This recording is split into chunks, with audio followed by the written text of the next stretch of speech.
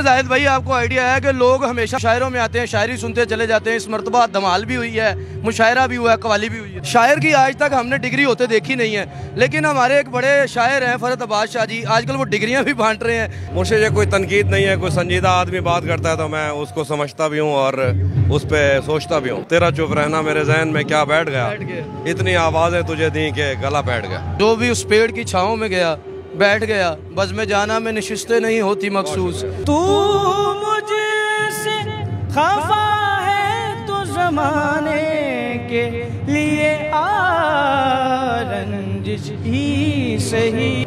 ऐसा थोड़ी है कि बस दिल ले गया, वो हमारे सब वसाइल ले गया। उसको बेमकसद टहलते देखना मेरे दिल से शौक़ मंजिल ले। इस वक्त पाकिस्तान के नहीं बल्कि जहाँ जहाँ उर्दू सुनी जाती, लिखी जाती, पढ़ी जाती है, वहाँ के जाने माने मरूफ शायर जनाब तहजीब आफ़ी, जिनका ये कहना है कि बज़ में जाना में नशिस्तें नहीं होती मखसूस। जो भी एक बार जहाँ बैठ गया बैठ गया, जो भी एक बार जहाँ बैठ गया बढ़ गया। पहले अभी भाई ये बताएं, जो मैंने आपकी पैरोडी पढ़ी, आपको जब आपने सुना तो गुस्सा आया, प्यार आया? मुझे गुस्सा आता नहीं है, तो आप तो शुरू से मेरे प्यारे भाई हैं, मुझे बहुत अच्छा लगा और लव यू भाई। आज जो यहाँ पर मुशायरा हुआ, 3 शायर 1 कवाल, ये नई जिद्दत जो है, ये किसका आइडिया था? जाहिद भाई का, आपका, या एक ये नई जो एक नया तर्ज लेकर आए हैं, ये क्या ख्याल था? खास तरह का ट्रेंड देना चाहता है, ये जाहिद का और खालिद खान का आइडिया था और इंशाल्लाह आपने देखा कितना अच्छा रहा। और बल्कि जाहिद आप भी इस गुफ्तगू में शामिल हो जाएं कि ये जो अभी बात कर रहे थे कि 3 शायर 1 कवाल का आइडिया, मैंने कहा यार वो जाहिद का था और खालिद खान कवाल का था। इस बार कैसे जाहिद भाई, आपको आइडिया है कि लोग हमेशा मुशायरों में आते हैं, शायरी सुनते चले जाते हैं। इस मरतबा धमाल भी हुई है, मुशायरा भी हुआ है, कवाली भी हुई है। देखिए, मौसीकी का और शायरी का हमेशा से एक आपस में साथ रहा है और मौसीकी और शायरी इकट्ठे सुन के थोड़ा नौजवान एंटरटेन भी होते हैं और हम लोगों ने लोगों को इस तरफ लाना है। इस तरफ लाने के लिए मौसीकी और शायरी इकट्ठे 3-4, कोई बहुत बड़ा पैटर्न ना हो, सिर्फ शायरी, लोग बोर भी हो जाते हैं। तो बहुत ज़्यादा नौजवानों को बाहर लाने निकालने के लिए हमने ये शुरू किया और ये हर शहर में करेंगे इंशाल्लाह। अच्छा अभी भाई, कभी भी एक जर्नलिज्म का तालिब इल्म है, वो डिग्री करता है, डॉक्टर डिग्री करता है, सारे करते हैं। शायर की आज तक हमने डिग्री होते देखी नहीं है, लेकिन हमारे एक बड़े शायर हैं फरहत अब्बास शाह जी, आजकल वो डिग्रियाँ भी बांट रहे हैं। उनको कैसे देखते हैं कि जिस तरह वो हर बंदे को कहते ऐ शायर नहीं है, जिमें आलू नहीं मंडी में बंदा सीधे कर रहे हो? मुझे वो ये उनका काम है इस तरह की गुफ्तगू हमारे ऊपर करने का। या आप ऐसे इस तनकीद को कैसे देखते हैं? मुझे ये कोई तनकीद नहीं है, कोई संजीदा आदमी बात करता है तो मैं उसको समझता भी हूँ और उस पर सोचता भी हूँ। जो संजीदा नहीं है, गैर संजीदा है, ज़ाहिर है आपको पता ही है, उनकी गुफ्तगू या उनकी तनकीद को मैं बस चाय पी लेता हूँ, खाना खा लेता हूँ। हमें क्या सुनाएंगे? कौन सी नज़म या गज़ल जो है हमारे व्यूअर्स के साथ शेयर करेंगे? बस और तो कुछ नहीं, एक शेर ही सुना देता हूँ कि तेरा चुप रहना मेरे जहन में क्या बैठ गया, इतनी आवाज़ें तुझे दी कि गला बैठ गया। यूँ नहीं है कि फ़कत मैं ही उसे चाहता हूँ, जो भी उस पेड़ की छाँव में गया बैठ गया, बज़ में जाना में नशिस्तें नहीं होती मखसूस। जो भी एक बार जहाँ बैठ गया।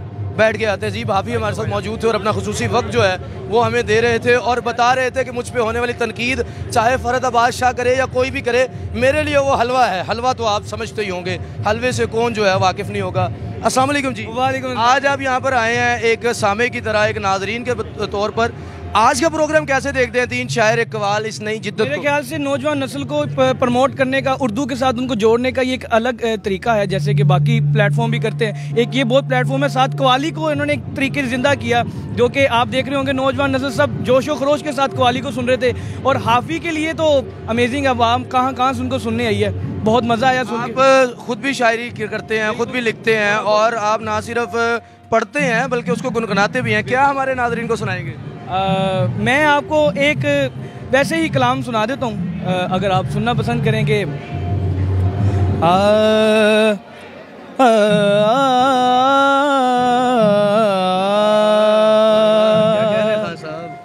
तू मुझसे खफा है तो ज़माने के लिए रंजिश ही सही, दिल ही दुखाने के लिए रंजिश ही। अरे वाह, बड़ा खूबसूरत जो है वो एक तरन्नुम में जो है सुना रहे थे। यहाँ पर और भी शोरा हमारे साथ मौजूद हैं, इन्हीं से जानते हैं। अस्सलाम वालेकुम।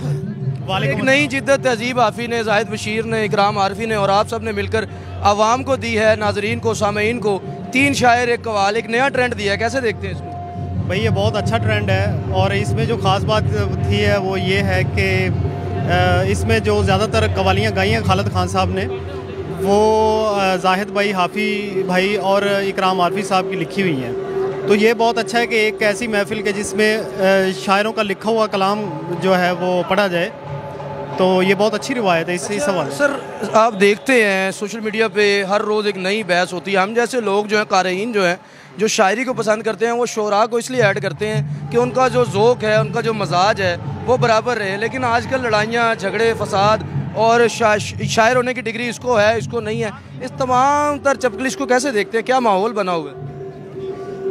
शायरों की जो लड़ाइयों के हवाले से बात है तो वो उसकी जो उर्दू अदब से या उर्दू गज़ल से वाबस्ता लोग हैं वो ये जानते हैं कि ये लड़ाइयाँ कोई आज से नहीं हैं, ये 300 साल पहले से हैं जी। कि मीर साहब के ज़माने से उस्ताद गालिब, उनकी उस्ताद ज़ौक़ से जो बड़ी चपकलिश थी, बड़ी लगती थी, और इसके बाद भी इसी तरह से है। तो आजकल आप तो कुछ इस वजह से थोड़ी ज़्यादा होंगी कि सोशल मीडिया आ गया कि लोगों को बज़ाहिर जो है इजहार का मौका मिल जाता है, तो वो एक दूसरे के खिलाफ कुछ भी कह सकते हैं। अपना क्या कलाम सुनाएंगे? अगर मैं गलत नहीं हूँ तो ये भी आपका ही है ना, कब वो नीचे बैठते हैं जो तेरे साथ उठते बैठते हैं।